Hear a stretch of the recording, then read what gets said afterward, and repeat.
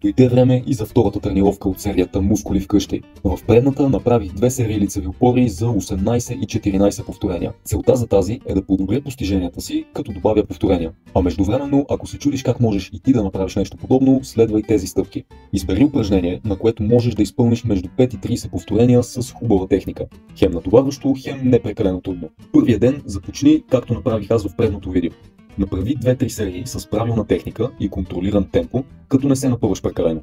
Тренирай докато започне да става трудно и спри серията си тогава. Все пак сме още едва на първата тренировка. След като приключиш, запиши колко повторения и серии си изпълнил. Почини ден-два, след което правиш това, което и аз правя в този клип.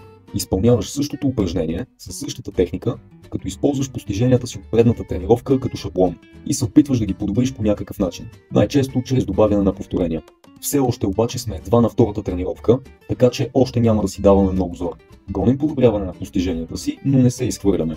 Разбира се, ще дойде момент, когато ще стане доста по-трудно и ще се доближим до тренировки до отказ. Но това ще го направим поне след 2-3 седмици или след още 5-6 тренировки. Това беше моята втора тренировка, направих 2 серии с 21 и 16 повторения. Подобрил съм си постиженията от предната, в която направих 18 и 14. Така че имам напредък с цели 5 повторения. Беше по-натоварващо, но все още нищо прекалено. Как ще мине третата тренировка, последвай ме, за да разбереш.